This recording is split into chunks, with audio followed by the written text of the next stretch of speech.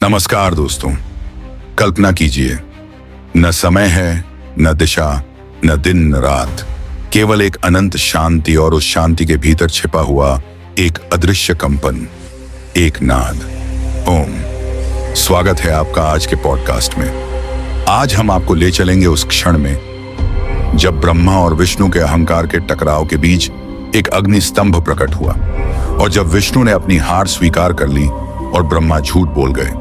उसके बाद शिव जी क्रोध में रुद्र रूप में प्रकट हुए और ब्रह्मा का एक सर काट लिया। उसके बाद आइए जानते हैं आगे क्या हुआ। विष्णु जी उस स्तंभ की ओर देखते हुए कहते हैं, प्रभु, यह तेजो स्तंभ हमारी शक्ति से परे है। जो अनंत है वह न मेरा आरंभ है न ब्रह्मा का। निश्चय ही यह किसी उच्चतर सत्ता की लीला है। और ब्रह्मा जी कहते हैं, प्रभु, हमारे भीतर केवल एक ही अभिलाषा है, आप हमें अपने सच्चे रूप का दर्शन दें। उसी क्षण उस तेजो स्तंभ के गर्भ से एक नाद ध्वनि गूंजने लगती है। ओम ओम। यह कोई सामान्य ध्वनि नहीं, बल्कि वह एक अक्षर जिसके विषय में मांडूक्य उपनिषद कहती है, ओम इत्येतदक्षरमिदं सर्वं तस्योपव्याख्यानं भूतं भवत् भविष्यदिति सर्वमोंकार। अर्थात ओम यह अक्षर ही सब कुछ है। भूत, भविष्य और वर्तमान, यह सब ओंकार ही है। अब जो घटना होती है वह केवल सुनने की नहीं, देखने की है।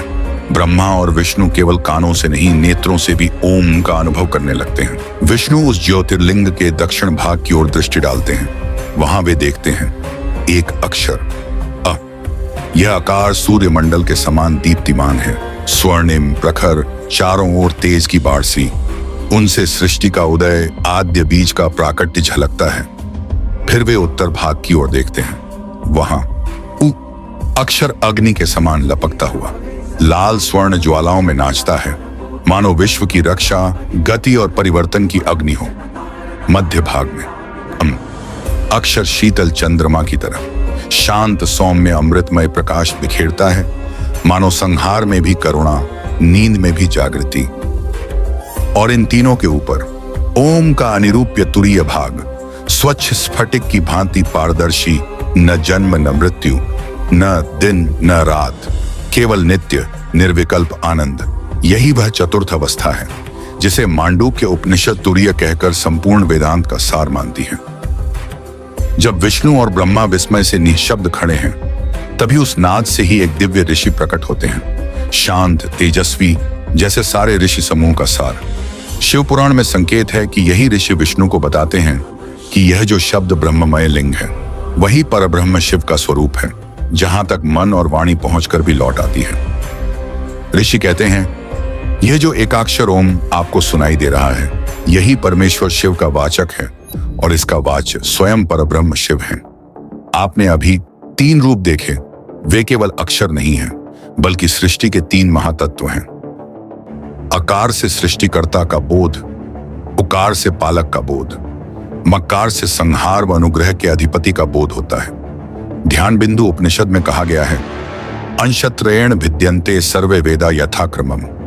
अकारेण ब्रह्मा ज्ञेयो, उकारेण जनार्दन, मकारेण महेशान, सर्वम ओंकार एव है। ध्यान बिंदु उपनिषद विस्तार से बताती है कि अमे पृथ्वी, अग्नि, ऋग्वेद और ब्रह्मा, उमे अंतरिक्ष, वायु, यजुर्वेद और विष्णु, में द्युलोक, सूर्य, सामवेद और महेश्वर समाहित हैं। मानो सारा ब्रह्मांड एक अक्षर के 3 स्पंदनों में सिमट गया हो।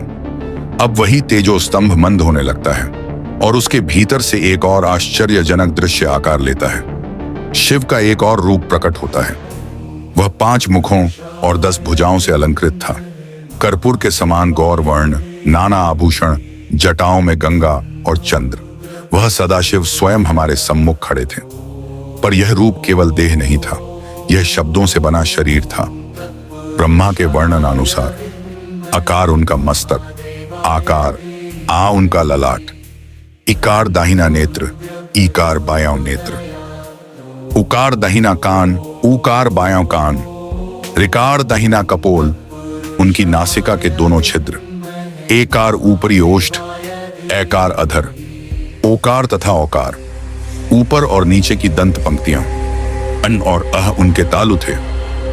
क वर्ग के 5 अक्षर उनके दाहिने 5 हाथ, च वर्ग के 5 अक्षर उनके बाएं 5 हाथ, ट वर्ग और त वर्ग उनके दोनों पैर, पकार पेट, फकार दाहिना पार्श्व, बकार बायां पार्श्व, भकार कंधा, मक्कार स्वयं उनका हृदय, और यस्य स तक 7 अक्षर, शिव के शब्दमय शरीर की 7 धातुएं, हकार नाभि, क्षकार मेढ़। शैव आगमों और तंत्रों में इस प्रकार की मात्रिका न्यास परंपरा का सूक्ष्म वर्णन आता है, जहां पूरी वर्णमाला को शिव की देह माना गया है। यह बात सामान्य कथाओं में कम ही सुनने मिलती है, पर शास्त्रीय ग्रंथों में इसका बारंबार उल्लेख है। ब्रह्मा और विष्णु इस विराट शब्दमय निर्गुण सगुण स्वरूप को देखकर भीतर से कांप उठते हैं। उन्हें अपनी छोटी सी सत्ता, अपने पद, अपने लोक सब तुच्छ प्रतीत होते हैं। वे दोनों एक स्वर में झुककर कहते हैं, नमः शंभवाय च मयो भवाय च, नमः शंकराय च मयस्कराय च। यह तैत्तिरीय संहिता का प्रसिद्ध रुद्र मंत्र है।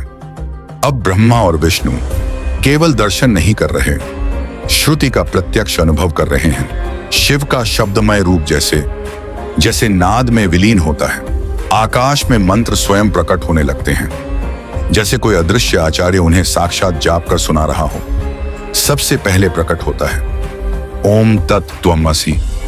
यह अद्वैत का मूल है, वह ब्रह्म ही तुम हो। फिर ब्रह्मा देखते हैं एक दिव्य छाया जिसमें 24 तेजस्वी अक्षर झिलमिलाते हैं। यह है गायत्री मंत्र, जिसे वे धर्म और अर्थ दोनों के साधक रूप में अनुभव करते हैं। इसके बाद उनके अंतःकरण में गूंजता है महामृत्युंजय मंत्र, त्र्यंबकम यजामहे सुगंधिम पुष्टिवर्धनम, उर्वारुकमेव बंधनान मृत्योर मुक्षीय मामृतात्, जिसमें वे देखते हैं कि मृत्यु भी केवल एक बंधन है और शिव उस बंधन को काटने वाले करुणामूर्ति हैं। फिर उन्हें पाशुपत और दक्षिणामूर्ति संज्ञक अद्भुत मंत्रों का साक्षात्कार होता है। वे मंत्र जो सामान्यतः केवल गुरु परंपरा के माध्यम से दिए जाते हैं, लिखित रूप में दुर्लभ हैं, पर शिव पुराण में संकेत है कि विष्णु को शब्दमय शिवदेह के दर्शन के साथ ही इन 5 मंत्रों की उपलब्धि हुई थी।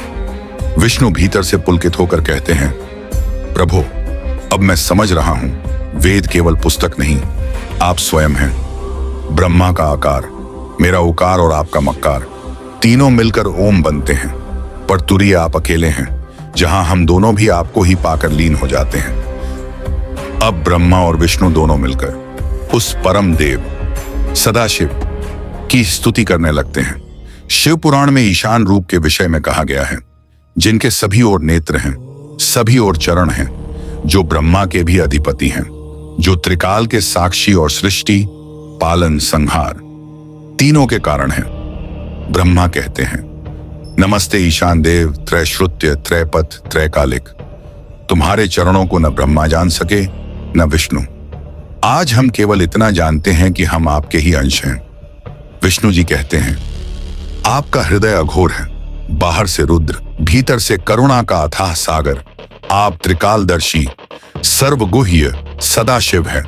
आपके बिना हमारे अवतार भी अर्थहीन हैं और ब्रह्मा की सृष्टि भी अधूरी है। यही कारण है कि अनेक शैव परंपराओं में ईशान को शिव का वह अंश माना गया है, जो ऋक्, यजुः और साम तीनों वेदों के मुकुटमणि की तरह उनके मुखमंडल पर सुशोभित है। सामान्य कथा कहानियों में यह रूप कम सुना जाता है, परंतु पुराणों और उपनिषदों में इसका गूढ़ वर्णन मिलता है। ब्रह्मा जी कहते हैं, हम समझ गए हैं कि सृष्टि के कर्ता, पालक और संहारकर्ता ये तीनों पद आपके ही अंश मात्र हैं। प्रणव ओम उसका शब्द है, ज्योतिर्लिंग उसका रूप है, और जो शब्दों से निर्मित देह हमने देखा है वह आपकी ही लीला है। जहां अहं जलकर राख हो जाता है, वहीं से ओम की सच्ची प्रतिध्वनि शुरू होती है। उपनिषदें कहती हैं, एको देवः सर्वभूतेषु गूढ़ः सर्वव्यापी सर्वभूतांतरात्मा। एक ही देव सब प्राणियों के भीतर छिपा हुआ, सर्वव्यापी, सबके अंतर्यामी रूप में विराजमान। मांडुक्य उपनिषद में वर्णन मिलता है, नान्तः प्रज्ञम न बहिप्रज्ञम, न प्रज्ञम न अप्रज्ञम, सात्मा से सविज्ञेय, जिसे न भीतर का ज्ञान कह सकते हैं, न बाहर का, न दोनों का, न ज्ञान अज्ञान। वही सच्चा आत्म स्वरूप है, वही शिव है, वही ओम है। अगली बार जब आप ओम का उच्चारण करें तो याद रखिए, यह केवल ध्वनि नहीं, यह उसी शब्दमय शिव देह का स्पर्श है जिसे ब्रह्मा और विष्णु ने भी विस्मित होकर देखा था। तो दोस्तों, यदि आपको यह वीडियो पसंद आया हो तो इसे अपनों तक पहुंचाएं। मिलते हैं अगले एपिसोड में, तब तक पुराण कथाओं में खोए रहिए। ओम नमः शिवाय। जय मां पार्वती।